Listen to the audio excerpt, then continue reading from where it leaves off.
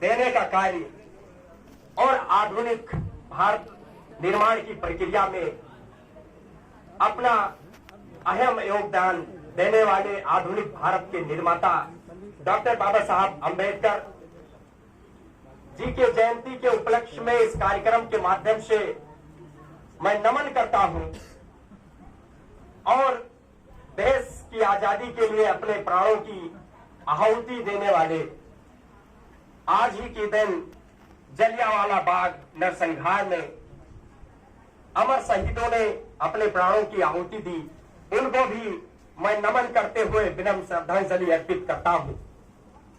साथियों, आज बिहार के पूर्व मुख्यमंत्री मंडल कमीशन रिपोर्ट के निर्माता श्री वीपी मंडल साहब की पुण्यतिथि भी है,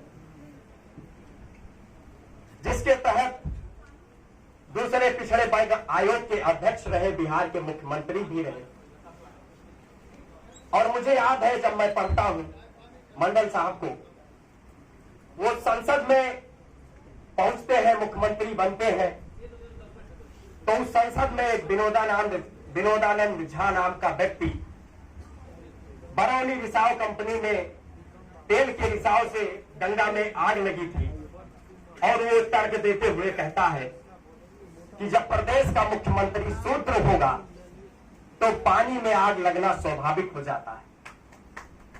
उस समय मंडल साहब ने जो सदन में उसके जवाब में कहा था कि गंगा में आग तो तेल के रिसाव से आग लगी है, लेकिन आपके सीने में जो आग लगी है और जो आपको तकलीफ है और जो आपकी पीड़ा है उसको मैं समझ सकता हूं। एक पिछड़े समाज के बेटे को मुख्यमंत्री बन जाने से आपको जो पीड़ा है उसको हर कोई महसूस कर सकता है। इस मानसिकता के प्रवृत्ति के लोग भी समाज में रहे। आज मंडल साहब की पुण्यतिथि पर मैं उनको भी नमन करता हूं। 11 अप्रैल को महामानव ज्योतिबा राव फूले जी की जयंती थी। फूले साहब को भी नमन करते हुए मैं विभिन्न सभी महापुरुषों को नमन करते हुए अपनी बातों को शुरुआत करूंगा। साथियों, विषय है बाबा साहब के सपनों का भारत। इस पे चर्चा करने से पहले, जैसा कि इसके पूर्व में विद्वान वक्ताओं ने अपनी बात रखी, प्रोफेसर स्नेह सर ने बताया जो सामाजिक विषमता है, सामाजिक भेदभाव है, उसके खिलाफ बाबा साहब डॉक्टर अंबेडकर आजीवन संघर्षरत रहे। और बाबा साहब के गुरु, उन्होंने गौतम बुद्ध और कबीर और तीसरा गुरु अपने फूले साहब को माना। तो ये मार्च महीना महापुरुषों और सामाजिक न्याय का महीना है। साथियों, मानव मुक्तिदाता डॉक्टर अंबेडकर साहब के सपनों का भारत क्या है, कैसा हो सकता है, इस प्रश्न को हम लोगों को अपने अंतरात्मा से करने की जरूरत है। क्योंकि समाजवाद बनाम सामाजिक न्याय मैं पढ़ रहा था, बाबा साहब जी ने जो लिखा है उसमें उन्होंने यह स्पष्ट किया है कि राजनीतिक आर्थिक सुधार से अत्यंत महत्वपूर्ण है सामाजिक सुधार। क्योंकि आर्थिक सुधार से पहले जो सामाजिक विषमता है उसको दूर करने की जरूरत है। और बाबा साहब ने उसमें यह तर्क भी दिया है कि यूरोप के समाजवाद का हम लोग अनुकरण कर रहे हैं। वहां के समाजवाद में धर्म और संपत्ति को प्रमुख स्रोत माना गया है। उसी संदर्भ में बाबा साहब डॉक्टर अंबेडकर ने भारतीय संदर्भ में भी इस बात को कहा है कि यहाँ पर जो यूरोप का समाजवाद है उसका अनुकरण करते हुए जो धर्म और संपत्ति है, जो रिलीजियन, सोशल स्टेटस और प्रॉपर्टी, ये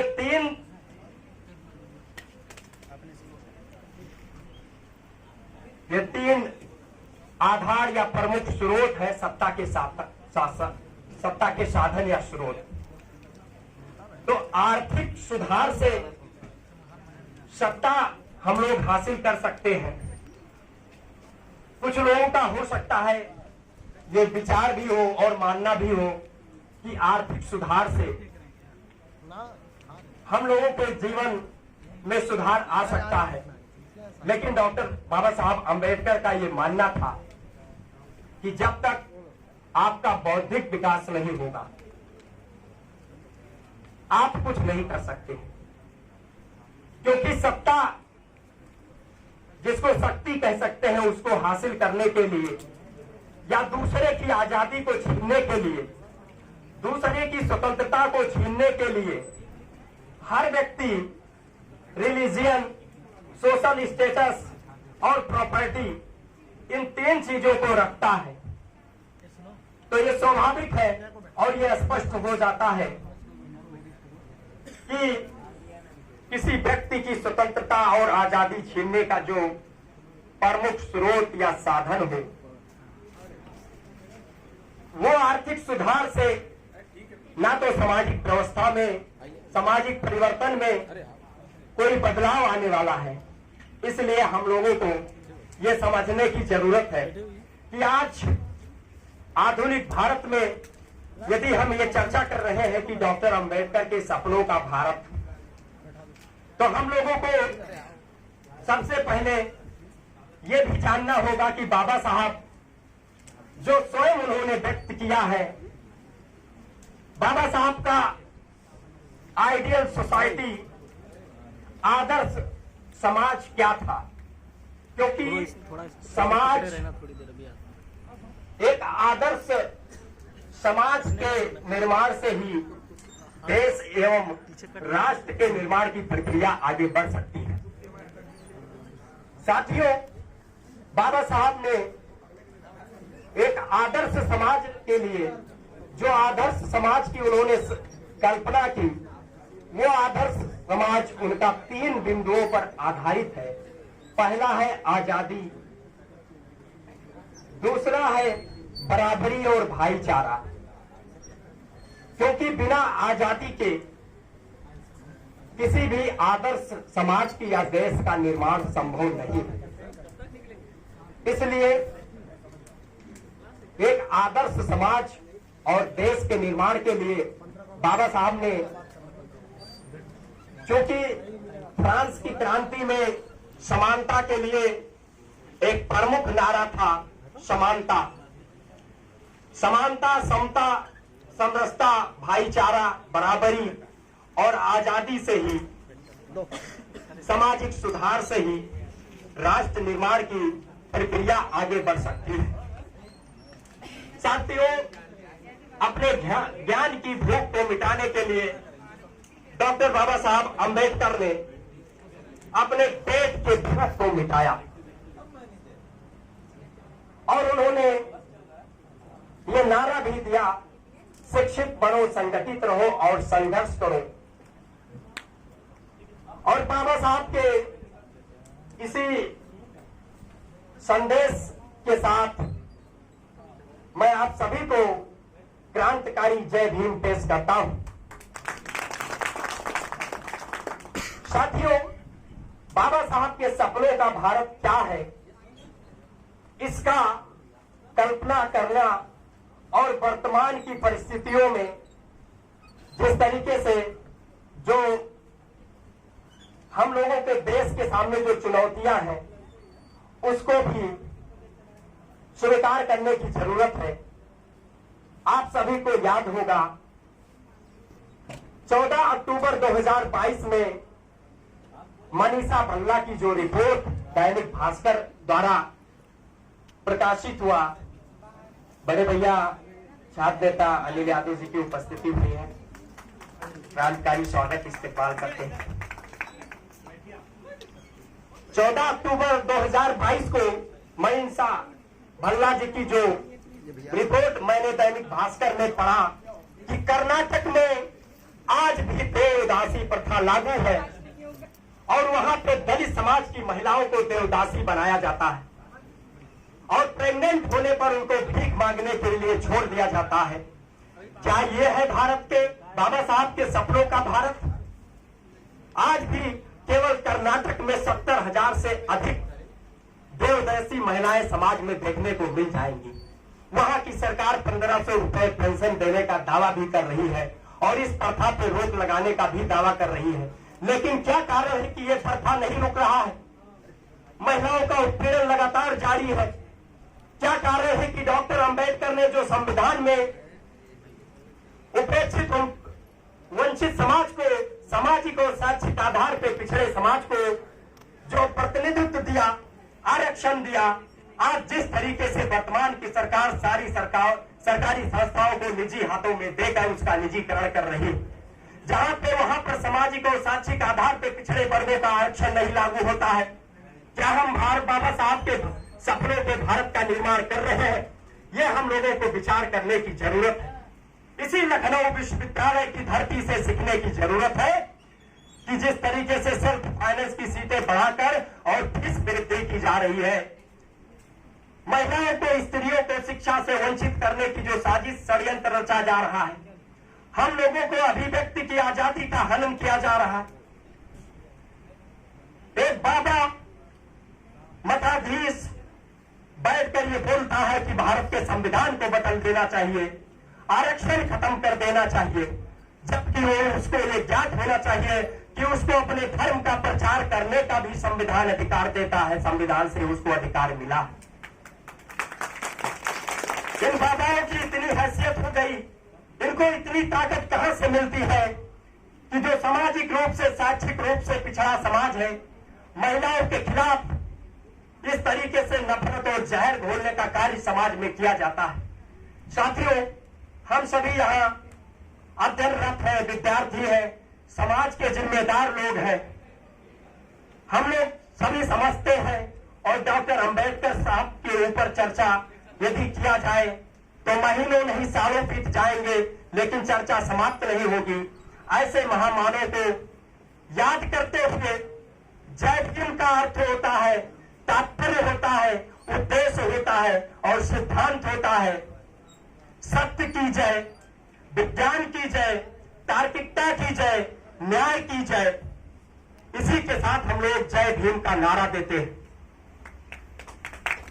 ऐसे महापुरुष और मानव मुक्ति दाता डॉक्टर साहब को, जैसा कि हम लोग जानते हैं कि हिंदू कोड बिल के माध्यम से स्त्रियों को, जो हिंदू समाज में मनुस्मृति और तमाम विभिन्न धार्मिक ग्रंथों के आधार पर जिस तरीके से महिलाओं को शिक्षा का अधिकार नहीं था, महिलाओं को आर्थिक अधिकार नहीं था, सामाजिक अधिकार नहीं था, उसको देने के लिए बाबा साहब डॉक्टर अंबेडकर ने ऐसा कानून मिनिस्टर, कानून मंत्री रहते हुए उन्होंने हिंदू कोड बिल को प्रस्तुत किया और महिलाओं को आर्थिक और सामाजिक अधिकार मिला, जिससे पुरुषों के समान आज महिलाएं भी आर्थिक और सामाजिक अधिकार को, और जो अधिकार पुरुषों को मिला है वही अधिकार महिलाओं को भी दिया जाता है। और इसी संविधान की बदौलत आज महिलाएं अपने प्रतिभाओं, जिन महिलाओं को घर की केवल देवदासी, गुलाम, चार दीवारी के अंदर बंद करने का जो धर्म षड्यंत्र था, उस षड्यंत्र की बेड़ियों को, गुलामी को तोड़ने के लिए जिस तरीके से बाबा साहब ने जो संघर्ष किया और हिंदू कोड बिल के माध्यम से उन्होंने जो बाबा साहब ने अधिकार दिया, इसके लिए हम सभी को, बाबा साहब को, जो धार्मिक आडंबर है, पाखंडवाद है और जो सामाजिक कुरीतियां हैं, उसके खिलाफ बाबा साहब ने संघर्ष किया। लेकिन दुख तब होता है जब उस आडंबर और पाखंडवाद के खिलाफ बाबा साहब संघर्ष करने वाले बाबा साहब को उसी आडंबर पाखंडवाद के खिलाफ साथ याद किया जाता है, या उनको अगरबत्ती या एक उस रूप में प्रस्तुत किया जाता है तो हमें दुख होता है, क्योंकि बाबा साहब को पूजने से ज्यादा जरूरी है उनको पढ़ना और ये संकल्प लेना कि बाबा साहब के बताए गए मूवमेंट को आगे बढ़ाने के लिए हम लोगों को संकल्प लेने की जरूरत है और उनके विचारों को आत्मसात करके और उस मूवमेंट को आगे बढ़ाने का और बाबा साहब के संकल्प लेना चाहिए। इसलिए मैं आप सभी से मैं अपनी बात को समाप्त करूंगा, क्योंकि समय का अभाव है, वक्त अभी अधिक है। मैं कुछ संदेश देना चाहूंगा नौजवान साथियों, अपने पढ़ाई के खर्चे से चाहे एक टाइम भूखे रह लेना, लेकिन हम लोगों को यहाँ विश्वविद्यालयों में, कॉलेजों में, महाविद्यालयों में पढ़ सके और शिक्षा अर्जित कर सके, इसके लिए डॉक्टर साहब अंबेडकर ने अपनी 3 बच्चों को और एक बेटी को खोया, 4 संतानें खो दी। हर कोई माँ बाप ये चाहता है कि हमारा बच्चा पढ़ लिख कर तरक्की करे, राष्ट्र निर्माण की प्रक्रिया में अपना महत्वपूर्ण योगदान दे, लेकिन बाबा साहब ने अपने 4 संतानों की खो दिया, लेकिन समाज के लिए उन्होंने उपेक्षितों के लिए संघर्ष किया। इसलिए हम आपसे अपील करना चाहेंगे, अपने पढ़ाई के खर्चे से बचाकर 4 पुस्तकें खरीद लेना साथियों। जाति पाति का विनाश और मंडल कमीशन और भारत का संविधान और गुलामगिरी जो ज्योतिबा राव फुले जी की, और उसको पढ़ना, विचारों को आत्मसात करना और तार्किकता को, वैज्ञानिकता को अपनाना ही डॉक्टर अंबेडकर को असली श्रद्धांजलि होगी।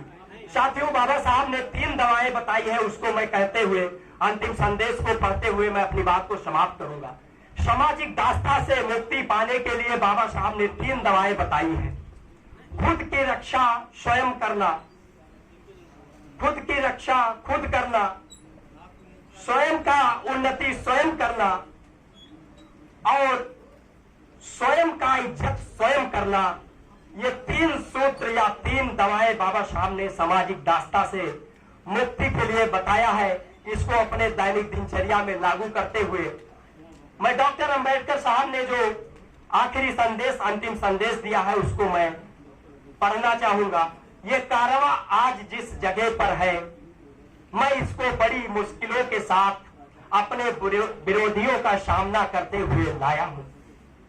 तुम्हारा कर्तव्य है कि ये कारवां सदा आगे ही बढ़ता रहे, चाहे कितनी ही मुश्किलें व रुकावटें क्यों न आए।